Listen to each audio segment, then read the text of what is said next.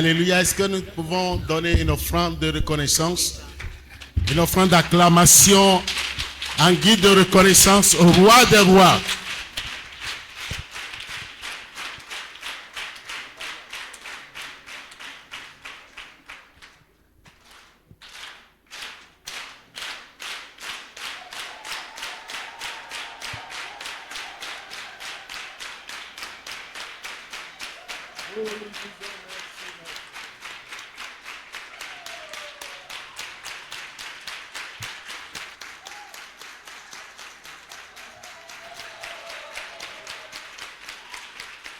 Alléluia.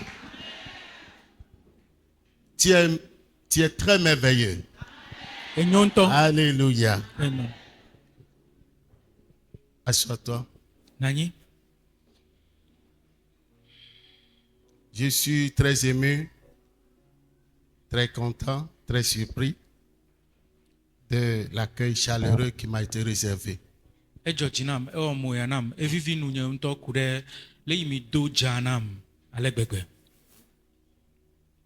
Alléluia. Soyez richement bénis. Nous combattons pour la même cause. Personne ici ne ratera le ciel. Que mon Dieu vous bénisse. Que le Dieu de mon Père, Féa, béni de Dieu, vous bénisse. Que le Dieu de mon grand-père, apôtre Ayo, Paul, vous bénisse. Alléluia. Je ne suis pas un fils bâtard. J'ai une généalogie spirituelle. Alléluia. Soyez richement bénis. Je suis très content pour tout. Que le Seigneur bénisse l'équipe des diacres. Qu'il bénisse toute la congrégation, la jeunesse, le groupe musical.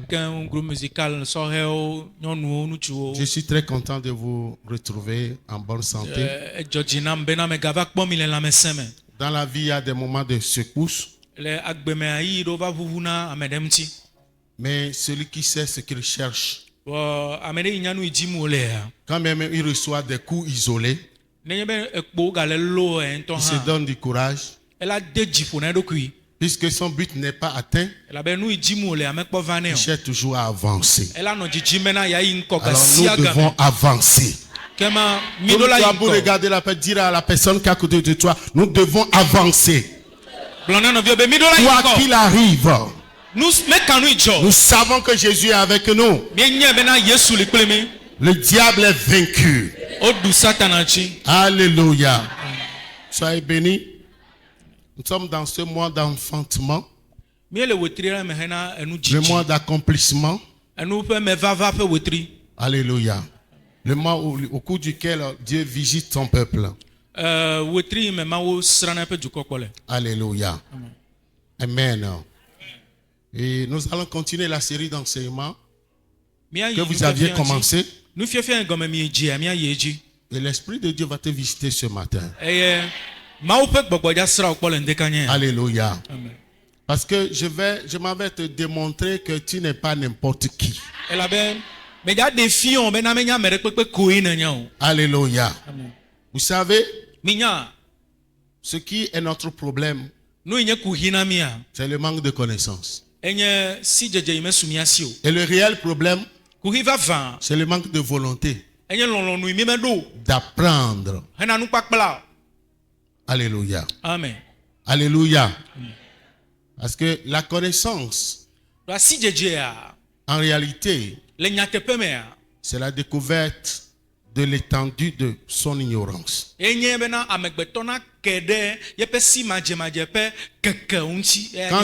Quand tu prends sur toi la décision d'aller étudier, c'est là où tu te rendras compte que tu es vraiment ignorant. Il y a beaucoup de choses, d'autres choses que nous devons connaître. Alléluia. Amen. Donc j'encourage tout le monde à se nourrir d'une bonne volonté pour découvrir de nouveaux territoires. Amen. Alléluia. J'ai appris beaucoup de choses au cours de cette conférence que j'ai suivie. J'étais bien. Et je crois qu'il y a de l'espoir. Le Togo doit être gagné pour Jésus. L'Afrique doit être sauvée pour Jésus-Christ. Et le monde entier aussi doit être sauvé. Avant de commencer le message, demain, le dimanche prochain, nous allons mettre à la disposition tous ceux qui seront là. Et pourquoi ne manque pas, ne rate pas le culte du dimanche prochain. Vous voyez ceci? Connaissez-vous la Bible? Il y a tout. Chaque personne aura sa copie. Parce que vous savez, tout va passer. Même le ciel et la terre disparaîtront. Ce qui va rester jusqu'au ciel, c'est la parole de Dieu. Donc, celui qui veut aller au ciel, il doit apprendre à posséder la parole de Dieu. Donc, ici, nous avons tous les livres et les auteurs de chaque livre de la Bible. Après cela, nous avons les faits statistiques bibliques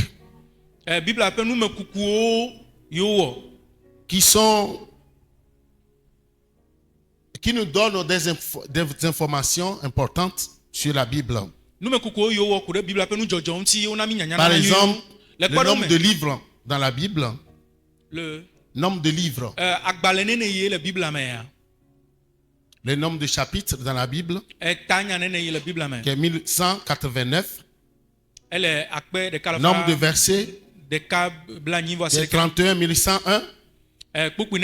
Nombre de mots dans la Bible.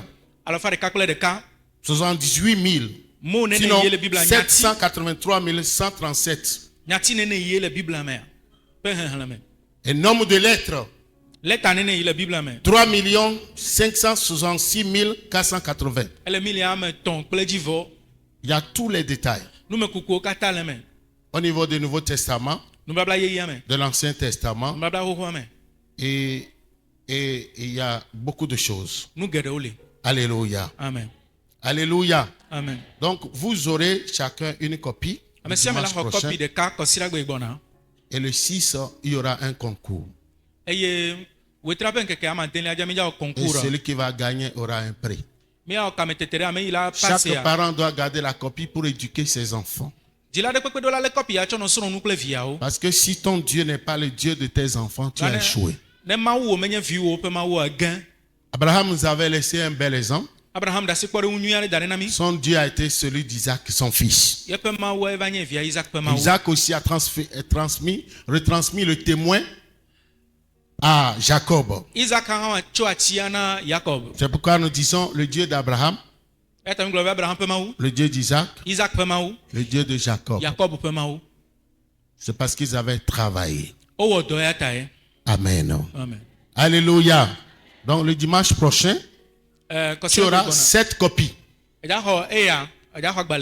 Je vais vous dire que la connaissance, c'est la découverte de l'étendue de son ignorance. Quand tu veux apprendre, c'est là où tu te rendras compte que tu es vraiment ignorant. Amen. Amen. Donc nous devons posséder ces valeurs. Parce que ce qui va te maintenir, sinon te garder en bonne posture pour te protéger, c'est la connaissance de la parole de Dieu que tu as en toi.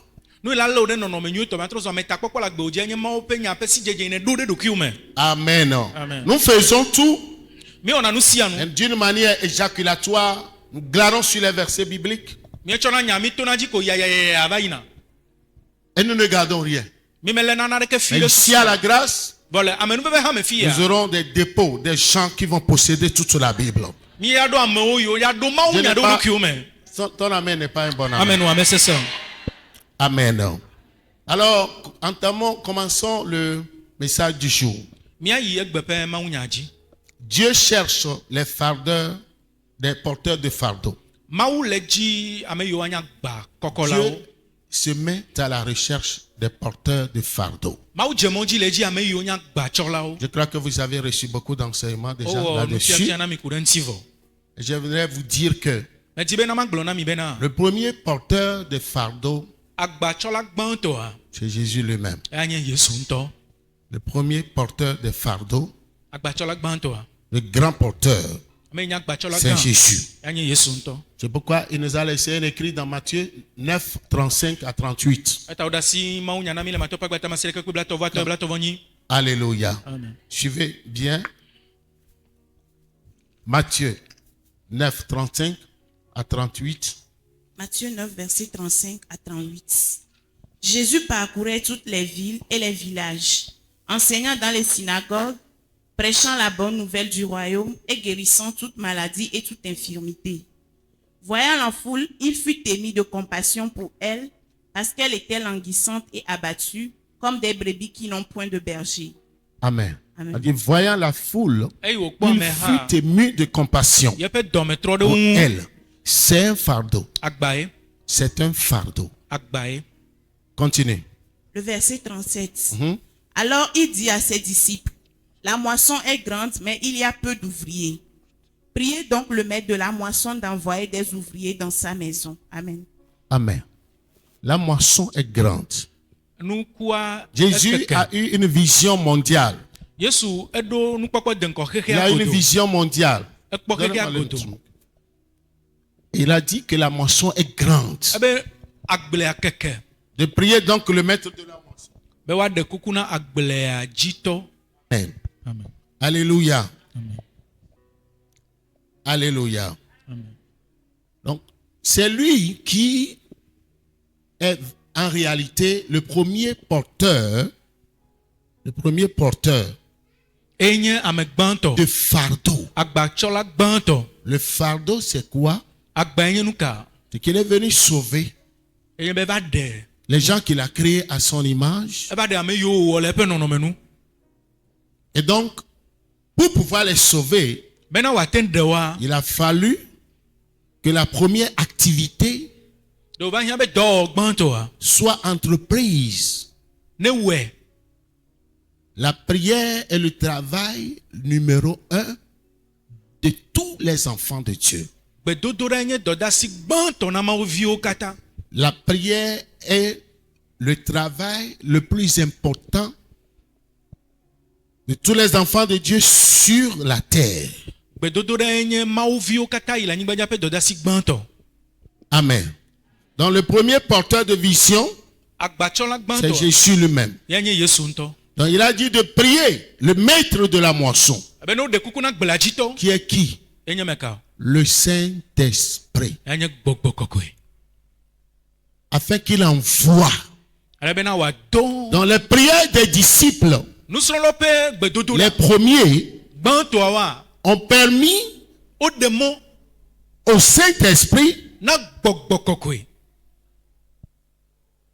de choisir les appelés, qui sont les fondateurs des églises. Parce que ce monde spirituel, physique, ne peut jamais recevoir un esprit qui va opérer sans posséder un corps physique.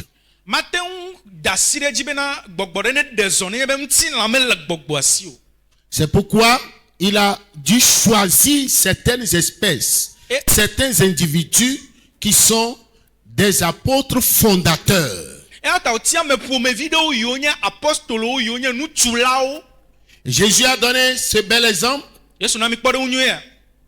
Il avait une équipe d'apôtres. Et c'est les apôtres qui ont fondé la première église. Cette image aujourd'hui a disparu. Nous voyons les pasteurs qui ont fondé des églises. Mais quand le monde des ténèbres leur rend visite, ces églises disparaissent.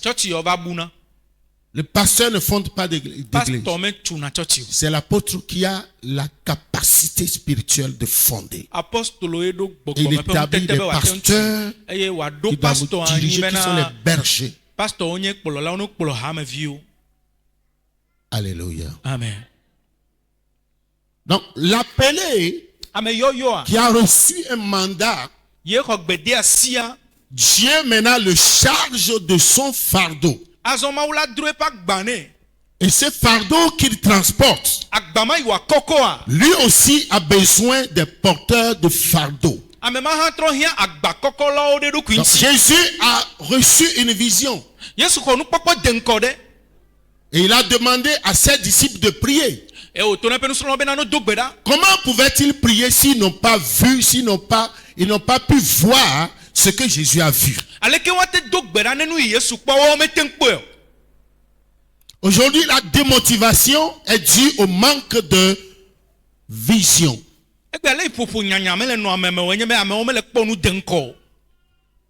Ce que le pasteur, l'apôtre voit et qui le motive, si les autres, ceux qui l'entourent, qui sont autour de sa vision, ne voient pas la même chose, ils ne peuvent pas rentrer dans ce mouvement.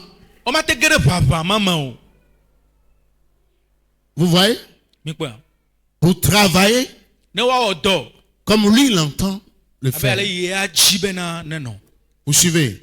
Donc vous devez être en mesure de voir ce que nous voyons. C'est pourquoi on parle des porteurs de fardeau. Vous suivez? Alors qui sont les porteurs de fardeau? Les porteurs de fardeau sont les vrais enfants de Dieu. Les vrais enfants de Dieu. Un prêtre converti, dans ce témoignage, il a dit que le diable, en leur donnant les 10 commandements, ces 10 commandements, il leur a dit que les 95% des gens qui vont dans les églises lui appartiennent. Et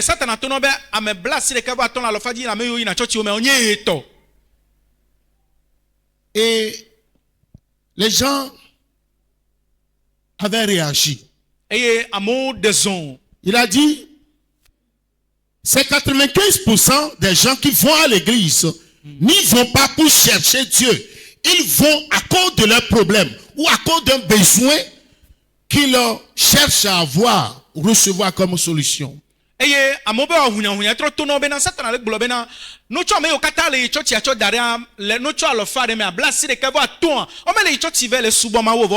tous ces gens, les 95% sur les 100%, ne sont pas là pour Dieu. Ils sont là pour avoir une solution à leurs problèmes. Donc, tout ce qu'on dit concernant la vision ne les intéresse pas. Et quand ils restent un peu et ça ne change pas, ils changent d'église. Ou une fois satisfaits, ils peuvent commencer par boycotter les séances. Parce que leur affaire, ce n'est pas de garder, d'adorer Dieu, et c'est d'utiliser Dieu pour avoir une solution. Donc les porteurs de fardeau sont les gens que Dieu utilise pour changer le cours des événements. Tu n'as pas dit Amen. Les porteurs de fardeau sont des faiseurs de l'histoire. Daniel et ses amis étaient à Babylone et ils ont changé le cours de l'histoire. Néhémie avait changé le cours de l'histoire. Les porteurs de fardeau sont les coupeurs de route pour le monde des ténèbres.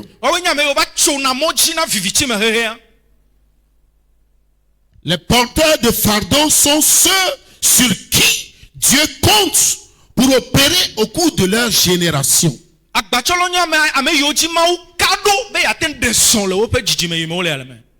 Les porteurs de fardeau ne pourront jamais permettre au diable de détruire leur nation. Les porteurs de fardeau sont des acteurs principaux qui font croître leur église et qui font implantent de nouvelles églises.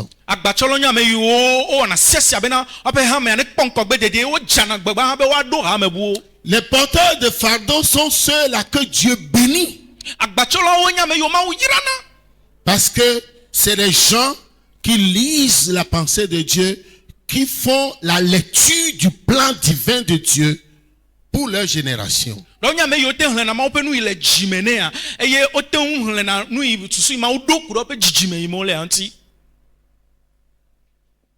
Donc quand on parle d'un porteur de fardeau, c'est une espèce rare. Je ne sais pas s'il y a un porteur de fardeau. S'il y a un porteur de fardeau, il lève sa main pour bénir le Seigneur.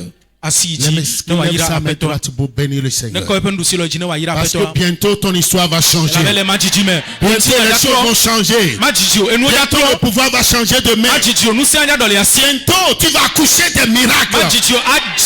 Bientôt tu auras l'opportunité de changer les choses. Ce qui ne marche pas, tu vas trouver des solutions. Alléluia. Dieu te nomme, Dieu t'établit comme la solution au mot de ta génération. Alléluia. Alléluia. C'est pourquoi il faut que tu comprennes, non? Comment est-ce que Dieu fonctionne? Pour ton information, ce monde évolue, fonctionne selon le modèle du diable. Parce que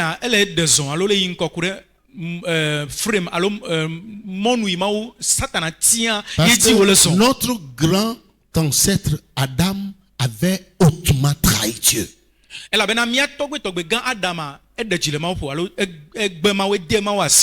Ce qu'il devait faire, il ne l'a pas fait. Le diable est venu reprendre tout en main. Il a restructuré les choses. Vous aurez le développement à Atakpame pendant la convention. C'est pendant ce temps que nous allons tout décortiquer et prier sérieusement. Mais n'oubliez pas que nous sommes des étrangers sur cette terre. Et que tu n'as pas besoin d'offenser quelqu'un afin qu'il ne cherche à t'éliminer. La preuve est que Jésus, le petit Jésus, n'avait pas offensé Hérode. Il ne le connaissait même pas. Il a cherché à l'éliminer.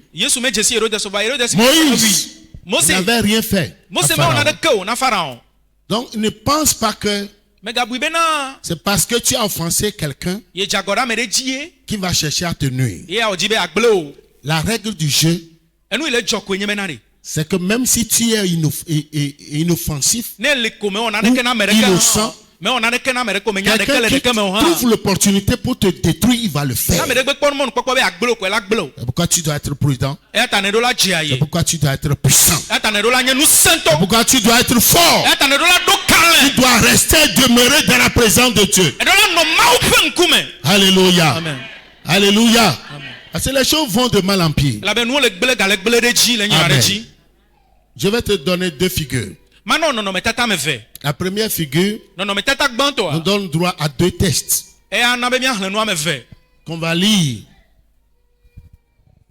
Le premier test, vous notez les trois références. Nous allons lire trois références plutôt. Jérémie, chapitre 5, verset 1. Deuxième test, Isaïe 63, verset 5. Vous notez. Jérémie 5, 1. Isaïe 63, verset 5. 3. Ézéchiel. Amen. Ézéchiel 22, verset 24 à 30. Tu lis ces trois textes Et suivez. Je vais présenter la première figure des porteurs de fardeau.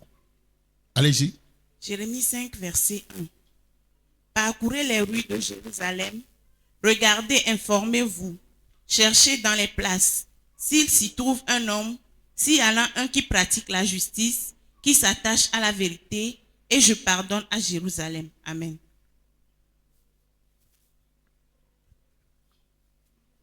Deuxième texte.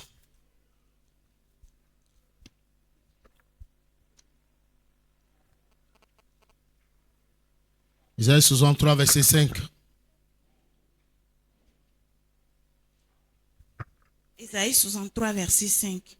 Je regardais et personne pour m'aider. J'étais étonné et personne pour me soutenir. Alors mon bras m'a été en aide et ma fureur m'a servi d'appui. Amen. Ézéchiel 22, 24 à 30. Suivez, ouvrez vos Bibles, suivez la lecture. Ézéchiel 22, verset 24 à 30. Fils de l'homme, dis à Jérusalem, tu es une terre qui n'est pas purifiée, qui n'est pas arrosée de pluie au jour de la colère. Ces prophètes conspirent dans son sein comme des lions rugissants qui déchirent leur proie. Ils dévorent les âmes, ils s'emparent des richesses et des choses précieuses.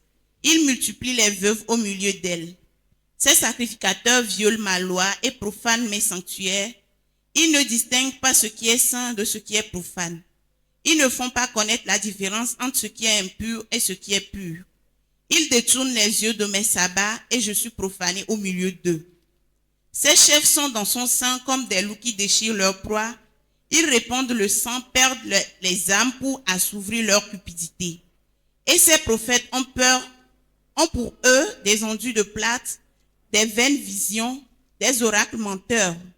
Ils disent, ainsi parle le Seigneur l'Éternel. Et l'Éternel ne leur a point parlé. Le peuple du pays se livre à la violence, commet des rapines, opprime le malheureux et l'indigne, foule l'étranger contre toute justice. Verset 30. Je cherche parmi eux un homme qui élève un mur, qui se tienne à la brèche devant moi en faveur du pays, afin que je ne le détruise pas, mais je n'en trouve point. Voilà, mais je n'en trouve point. Amen. Alléluia. Nous venons de lire 3 textes. Le premier besoin, ce qui ressort de ces 3 textes, on pourra voir dans le premier texte, c'est que Dieu cherche un homme. Deuxième, il a dit qu'il cherche un homme. Le troisième, il a dit qu'il cherche un homme. Maintenant, nous allons regarder dans le troisième texte. Il dit, dis à Jérusalem que sa terre n'a pas fait quoi? Alléluia. N'a pas été purifiée au jour de la colère. Sa terre n'a pas été purifiée. Alléluia. Dites à Jérusalem, sa terre n'a pas été purifiée, qu'il n'est pas arrosé de pluie au jour de la colère. Cette figure est l'image de la planète Terre. La terre est corrompue. La terre est souillée. Elle n'est pas arrosée. Donc, elle n'est pas susceptible de nous donner de bons fruits. Suivez bien. Dieu lui-même a dit, les prophètes sont là pour escroquer, pour donner de fausses visions, pour décourager les gens. Aujourd'hui sur la toile, vous verrez toutes ces choses-là. Maintenant, les sacrificateurs, les pasteurs, les apôtres n'ont pas respecté les ordonnances. Ce qui est saint, ils ont désacralisé le sacré. Et personne ne cherche le bien du peuple. Le troisième volet, les chefs qui sont les rois et les présidents et aussi sont des racketeurs. Des gens, des tyrans qui tuent, qui font du mal. Quand ils font leur campagne, ils font des promesses. Mais c'est à peine un dixième de ces promesses qui se concrétisent. Le peuple est martyrisé. Les gens souffrent. Et Dieu dit qu'il cherche un homme. Il cherche un homme. Alléluia. Amen. Il cherche un homme. Je parle à un porteur de fardeau ce matin. Maintenant, selon vous, quels sont les besoins qui sont énumérés ici? Quels sont les besoins? Quels sont les besoins qu'on peut avoir ici? Parce que la terre est détruite. Les rois et les présidents, ils asservissent le peuple. Les prophètes donnent de fausses visions. Ils donnent des révélations que Dieu n'a pas dites. Les apôtres, les pasteurs, ils déroutent les gens. Alors, quels sont les besoins que nous avons? Vous notez. Si la terre n'est pas arrosée, il y a quoi? Qu'est-ce qu'on pourra avoir? Si la terre n'est pas arrosée, qu'est-ce qu'on pourra avoir? Si la famine. La famine. Premier besoin. Si il y a la famine, qu'est-ce qu'on pourra avoir? Il y aura la mort. Si il y a la famine, qu'est-ce qu'on pourra avoir? Hein? Hein? La richesse. Il y a la pauvreté. Vous notez? Il y a la maladie. Il y a le retard. Le sous-développement. Il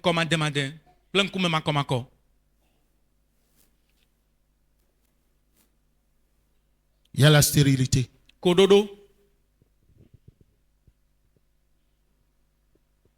y a les problèmes du mariage.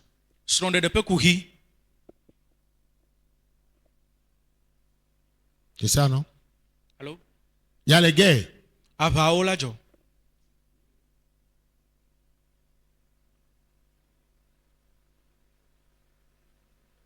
Il y a l'atrocité. Il y a le rejet. Il y a le viol.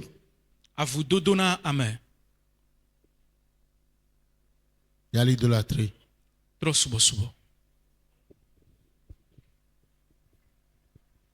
savez, quand ça ne va pas, les gens cherchent à se droguer. Il y a la beuverie.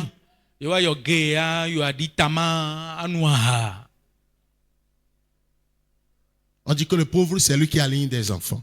Parce que son seul jeu, c'est le sexe. C'est vrai? Et puis, la grâce que Dieu fait, c'est que les femmes sont très fertiles.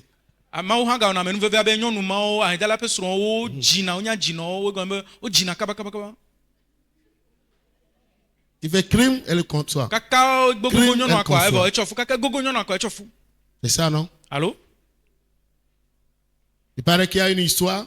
Une maman qui est enceinte. Elle venait d'accoucher. Le médecin gynécologue découvre encore un autre bébé. C'est comment, ça dit CP1, CP2 quoi. Donc pendant qu'elle a porté la grossesse, elle a essayé de faire la chose et puis il y a une autre grossesse derrière. C'est un mystère.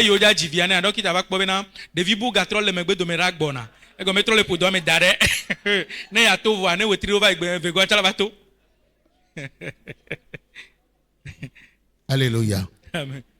Suivez-moi très bien. Quand il y a ces besoins pour le porteur de fardeau, tous ces gens précités, les juger, les critiquer, les condamner devant Dieu, c'est un péché. Dieu a déjà certifié, Dieu a déjà vu ce qu'ils font. Il dit, je cherche un homme qui va se tenir entre tous ces gens et moi. Et je vais les pardonner. Je vais les pardonner. Il dit, il n'en trouve pas.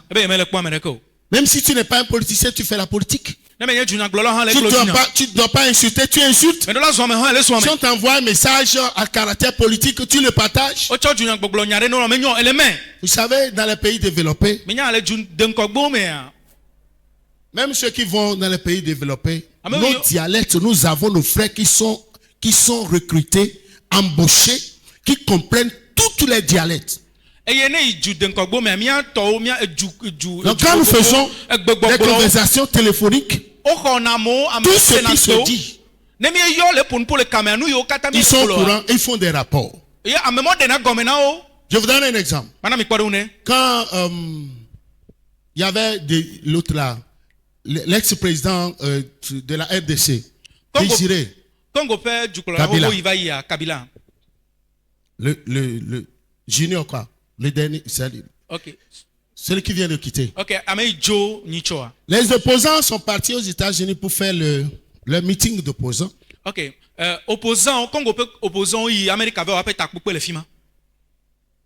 Et après tout, ils sont partis solliciter le gouvernement américain de les aider. Et le gouvernement américain leur a dit que parmi vous là, qui siégez, il y a un qui rapporte tout ce que vous dites au président. Vous ne comprenez pas. C'est-à-dire, il y a les opposants qui sont partis faire leur réunion aux États-Unis. Mais ils ne savaient pas qu'il y a un Congolais qui parlait toutes les langues de la RDC, qui est embauché pour suivre les conversations. C'est lui qui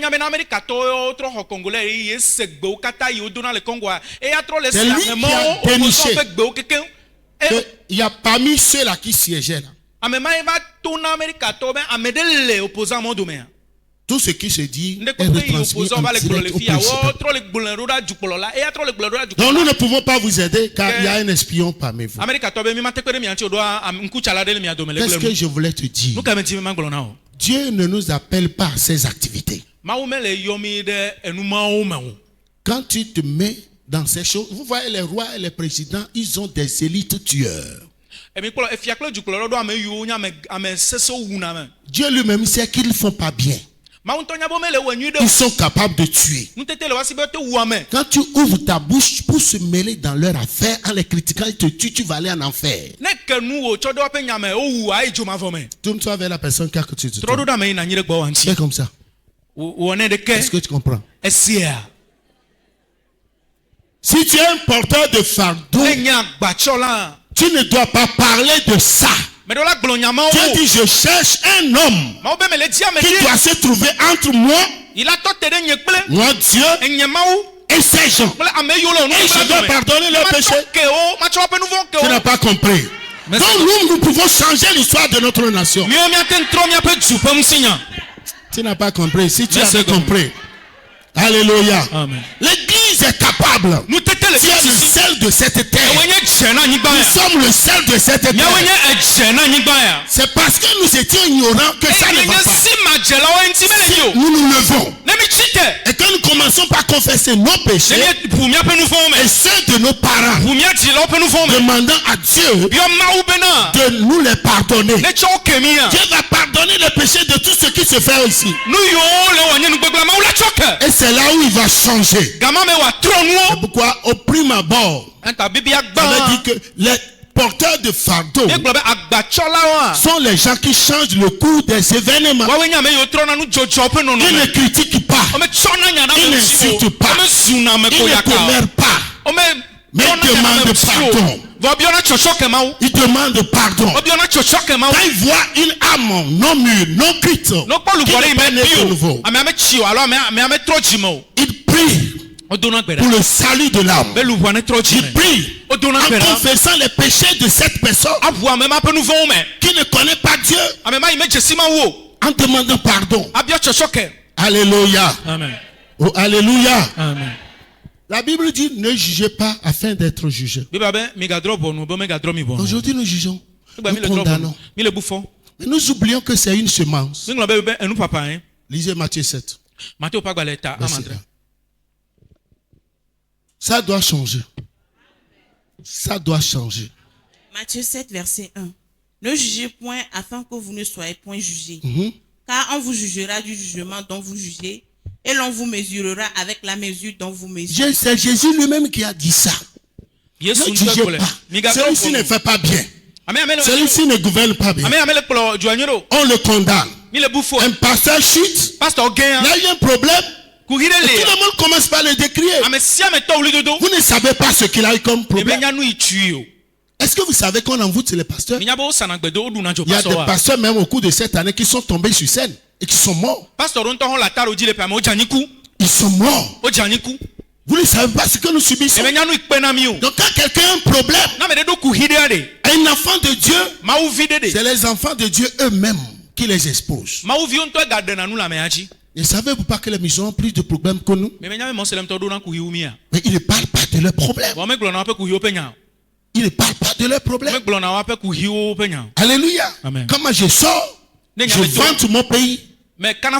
Je vante mon pays. Je dis que le pays là, depuis la seule référence qu'on a, c'est Adebayo.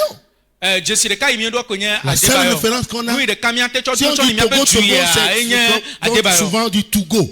Allez, Togo. Donc quand on dit Togo, tu es obligé de dire we share the border with Ghana, Benin et Nigeria. Ok, nous le Togo, na cho do so ni agbo na mi ma den ka kle Ghana, kle Benin, kle Côte d'Ivoire.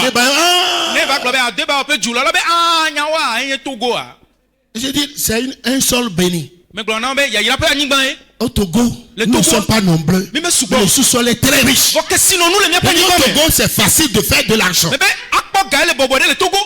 Alléluia. Amen. Si tu pourras voir, tu sauras que ici c'est la terre des opportunités. C'est parce que nous nous enrôlons dans un programme de commérage que la malédiction de Dieu est sur nous.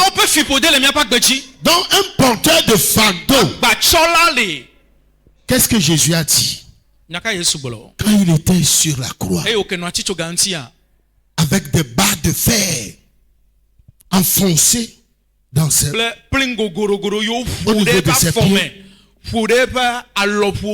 Et il a eu sa côte, une partie de ce côté-là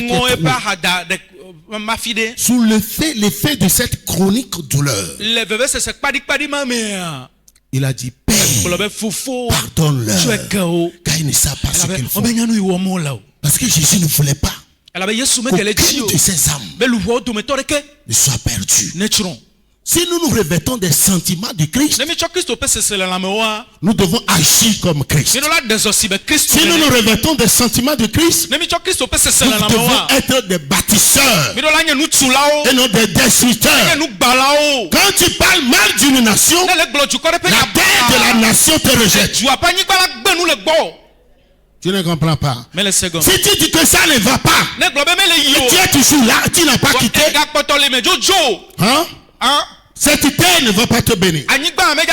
C'est le secret. Nous avons la diaconesse maman commandant qui est là-bas. Un jour elle était allée interpréter au Nigeria. Aux Nigériens qui sont venus faire leur église ici. Quelle était la prière qu'ils faisaient? Parler à la terre.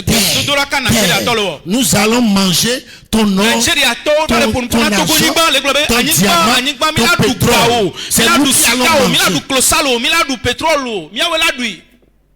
Les Nigériens, quand ils sont venus au Togo, c'est comme ça qu'ils prient.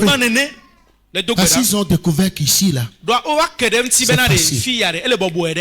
c'est facile de faire de l'argent. Donc, nous sommes une église qui est née au Togo. Nos milliards sont au Togo. Tu n'es pas n'importe qui. Tu es porteur d'une grande destinée. Ton amen prouve que tu ne vois pas ce que je vois. Que Dieu t'ouvre les yeux. Alléluia. Amen. Alléluia. Amen. Vous savez, comme j'étais né de nouveau, je faisais partie des porteurs de vision. Je n'étais pas formé pour faire quoi que ce soit. Mais j'avais une folle passion pour Jésus. Une folle passion. Parce que notre famille était assise dans toutes sortes de pratiques idolâtriques.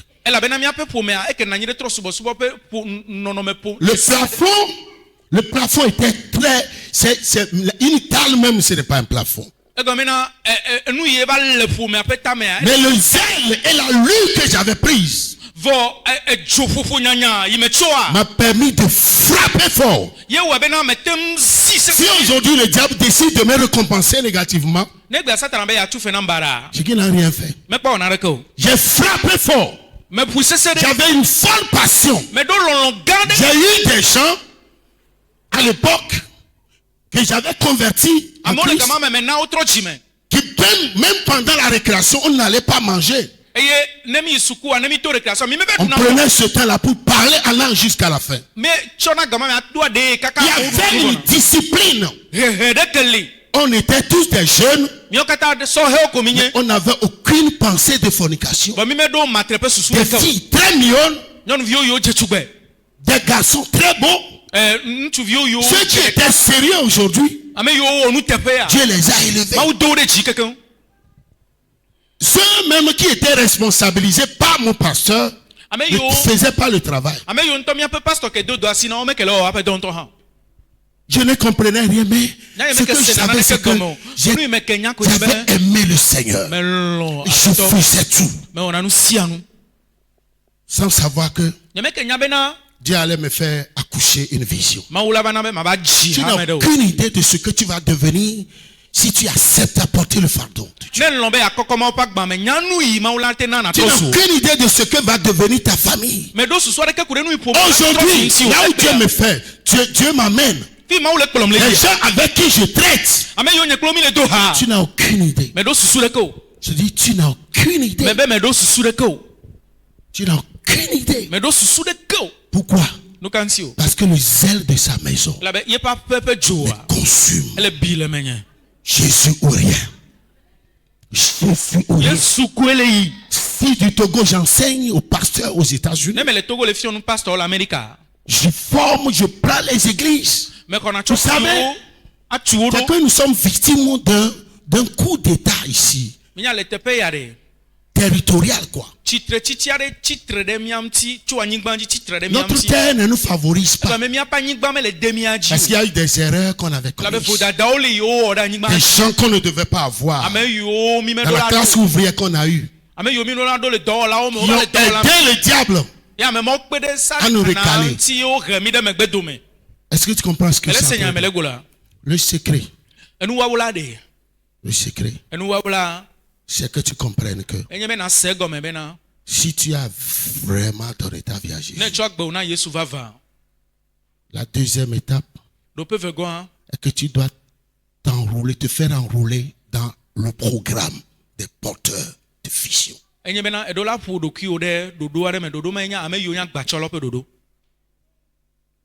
Tu vas poser personnellement la question au Seigneur. Qu'est-ce que je dois faire? Seigneur, donne-moi ton fardeau. Fais-moi ressentir ce que tu ressens quand tu vois les âmes, quand les gens ont des problèmes. Je veux vivre cela. Je veux, Seigneur. Je veux goûter à cela. C'est là où tu vas commencer, quelque chose va commencer par te monter. Tu vas commencer par prier pour les gens que tu ne connais pas. Tu vas commencer par faire. Tu vas te dire, aujourd'hui, vide ta maison.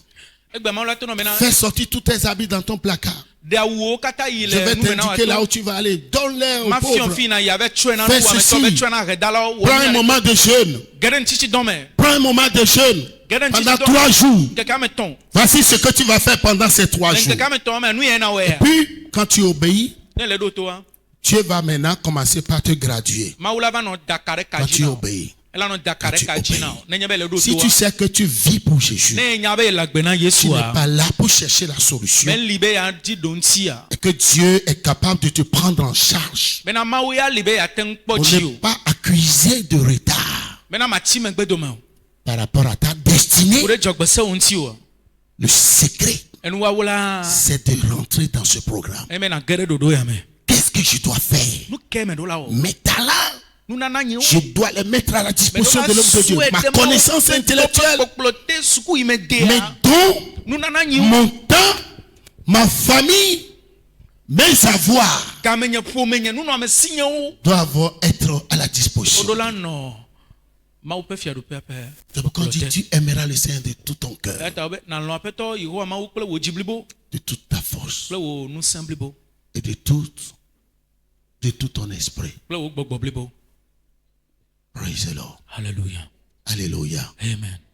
Donc, aujourd'hui, nous allons demander pardon. Après la deuxième figure, tout ce que tu as dit concernant les politiciens, les pasteurs, les prêtres, les hauts gradés, tous ces chantages qu'on appelle Blackberry. Blackberry veut dire chantage. Nous allons demander pardon. Nous allons demander pardon. Dieu lui cherche un homme. Il dit parcourez les rues de Jérusalem pour voir s'il y a un qui pratique la justice. Toi qui juges, tu te condamnes parce que tu es en péché. Donc tu n'es pas le pratiquant de la justice de Dieu. Relisez ça. Jérémie 5:1. Alléluia. Si quelqu'un vient dire, oh, Kokouvi a fait ceci, le président a fait cela, il a encore reconduit, machin, il a fait ceci, tout cela. Ça, c'est ton problème. Hein. Si tu ne quittes pas ici, avant que je n'ouvre les yeux, tu vois ce que ça peut dire. Dieu ne cherche pas ces gens. Jérémie 5, verset 1.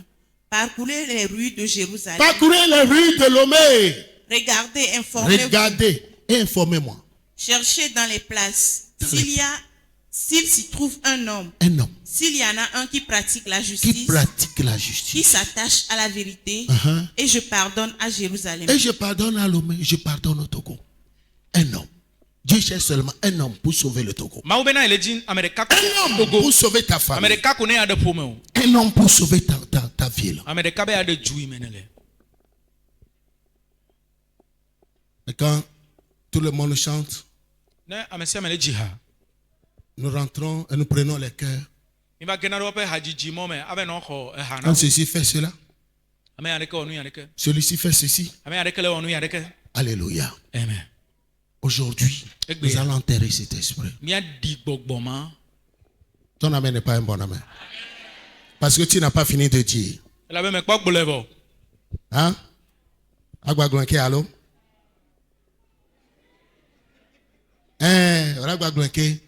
Ta puce, la puce de ton portable là, est programmée. Quand tu restes à côté même de ton portable pour parler, on pourra te... C'est la géolocalisation. Tu vois ce que c'est en train de dire? Ce n'est pas ce que les gens investissent pour savoir qui est qui. Tu n'as pas besoin de faire ces choses-là. Nous sommes les bâtisseurs. La Bible dit que c'est Dieu qui établit et qui renverse. Quand la tête de quelqu'un va déplaire à Dieu, Dieu va se charger de lui. Ce n'est pas mon problème, ce n'est pas ton problème. Est-ce que c'est clair? La grâce est une église qui bâtit. C'est pourquoi, par les intercessions, nous allons prendre des décisions. Donc tous ces besoins auront pour solution la prière. qu'on appelle intercession. Si la pauvreté doit quitter le Togo, c'est pas l'intercession. Ce qui fait que les Togolais n'entreprennent pas, c'est un démon.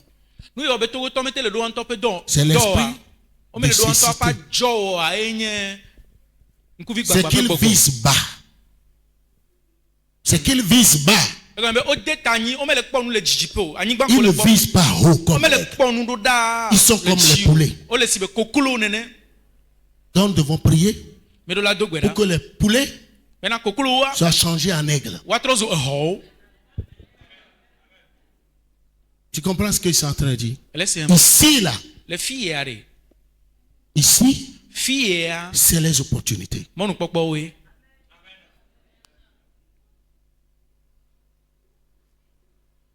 Nous avons des terres que depuis que Dieu a créé la terre, qui n'ont jamais été ensemencées.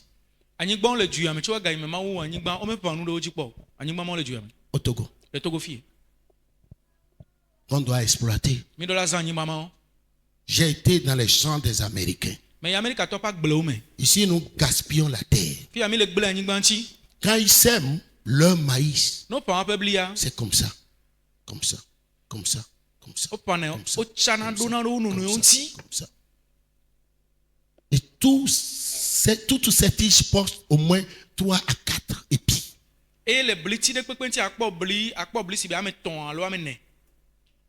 Ils font des centaines d'hectares. Alors, quand nos parents vont au champ là, ils sèment un ici.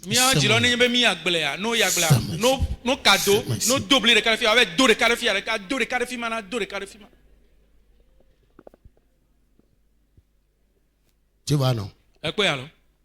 Mais si pour parler, on sait le faire. Amen. Dernier verset.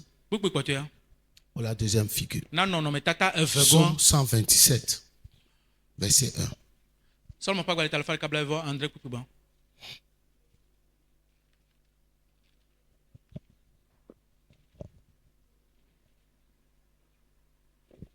Psaume 127, verset 1. Psaume 127, verset 1. Si l'Éternel ne bâtit la maison, ceux qui la bâtissent travaillent en vain. Si l'Éternel ne garde la ville, celui qui la garde en vain. Amen. En vain. Okay. Ce psaume a été écrit par Salomon, le fils de David. Laissez-moi vous dire cette vérité. Ce verset est profond. On pourra l'utiliser comme une épée à double tranchant.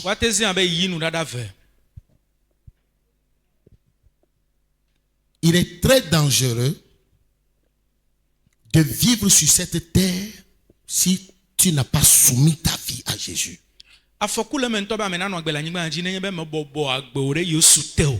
Le gouvernement mondial du diable est déjà là. Il faut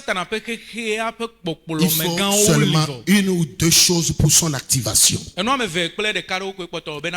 ce qui le retient, c'est l'église de Jésus qui n'a pas encore été enlevée. Toute sa panoplie est déjà sur place. L'abomination est là. Mais tout ce qui les empêche, c'est nous. Donc nous devons être conscients du second retour imminent de Jésus. Donc si nos vies ont été consacrées à Jésus, si nous demeurons toujours ses enfants, nous devons avoir une seule assurance. Les portes de l'enfer qui combattent l'église ne pourront jamais te combattre. Ton amen n'est pas bon. Alléluia. Amen. Ils viendront te faire la guerre, mais ne te vaincront jamais. Et l'église de Jésus ne pourra jamais être effacée sur cette terre. Et c'est toi qui es l'église de Jésus. Tu comprends ce que c'est en train de dire? Donc, La Bible dit si l'Éternel ne bâtit la maison, ceux qui la bâtissent bâtissent en vain. Cela veut dire une énième interprétation. Ceux qui aujourd'hui s'assemblent contre toi, qui conspirent contre toi, qui font des colloques contre toi, des séminaires, conférences contre toi, qui établissent des hôtels contre toi, ces gens, si Dieu n'est pas avec eux, ce qu'ils sont en train de faire ne marchera pas. Tu comprends ce que c'est en train de dire? Alléluia. Si tu es un enfant de Dieu, un adorateur, et que quelqu'un veut te détruire au nom du diable, Dieu n'est pas avec eux. Donc sache que tu as un mot à leur dire. Ils peuvent être nombreux. Mais dis-leur, puisque Dieu n'est pas avec vous, ce que vous bâtissez, ce que vous programmez, ce que vous organisez, vous le faites en vain. Ça ne marchera pas. Alléluia. Ça ne marchera pas. Cela doit être ton assurance. L'assurance de tous les jours. Tous les jours. S'ils disent que tu ne réussiras pas, dis-leur que leurs prophéties ne s'accompliront jamais. S'ils disent que tu n'auras jamais d'enfant, dis-leur que les prophéties ne marcheront pas. S'ils disent tes enfants, tu n'auras pas d'argent pour s'occuper de tes enfants jusqu'à la fin de leurs études, dis-leur qu'ils ont menti. Et commande au diable, Satan, ôte ta main sur ma bénédiction, ôte ta main sur ma grâce, ôte ta main sur mon foyer, sur mes finances. Alléluia. Parce que Dieu n'est pas avec eux, Dieu est avec toi. Et toi qui bâtis, parce que Dieu est avec toi, tu ne bâtiras pas en vain. Il a dit que mes élus ne travailleront pas en vain. Ils n'auront pas des enfants pour les voir périr. Alléluia. Alléluia. Il est avantageux d'être en Christ. Tu dois assainir ta vie. Tu dois t'imposer une discipline personnelle. Tu dois savoir qu'à tout moment, tu dois être sous l'ombre de Dieu. Amen. Ils font des choses. Il y a beaucoup de choses qui se préparent. Et la seule chose que vous devez savoir, récemment, pendant la fête des Olympiques, il y a eu le cheval pâle. Quelqu'un qui était assis sur le cheval pâle. Vous avez vu ça, non?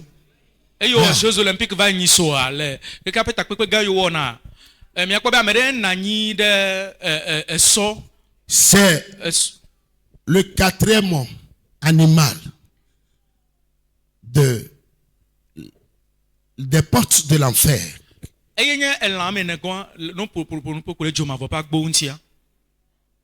Qui doit tuer? Le cheval pâle.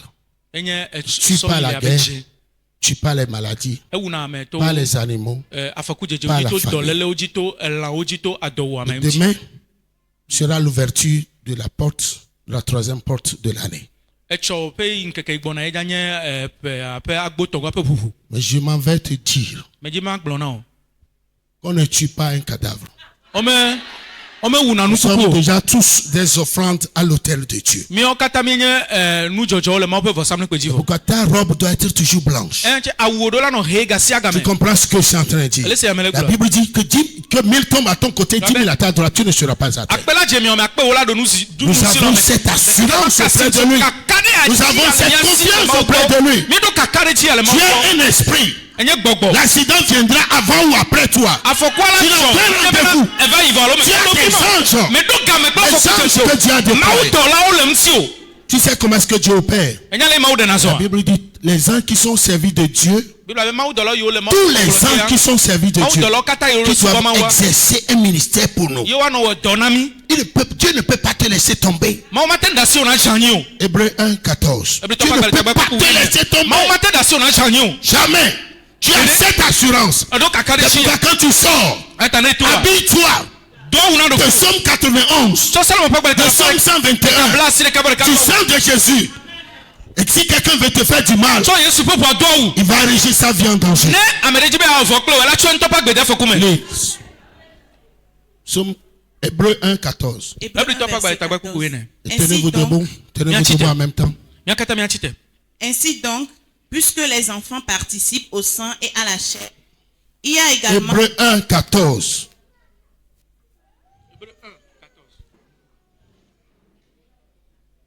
Hébreux 1, verset 14. Ne sont-ils pas tous des esprits au service de Dieu? Tous des esprits. Tous les anges de Dieu sont des esprits au service de Dieu. Envoyés pour exercer un ministère en faveur de ceux qui doivent hériter du salut. Voilà, Dieu les a déjà envoyés.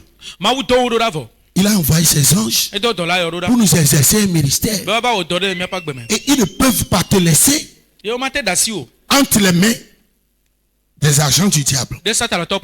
Auquel cas, ils seront de problèmes. Et quand tu connais tes droits de rédemption, tu ne te laisseras pas faire. Lève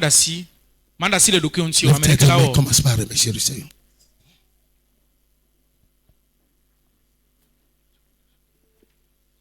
Commence par remercier. Je ne vois pas tes mains.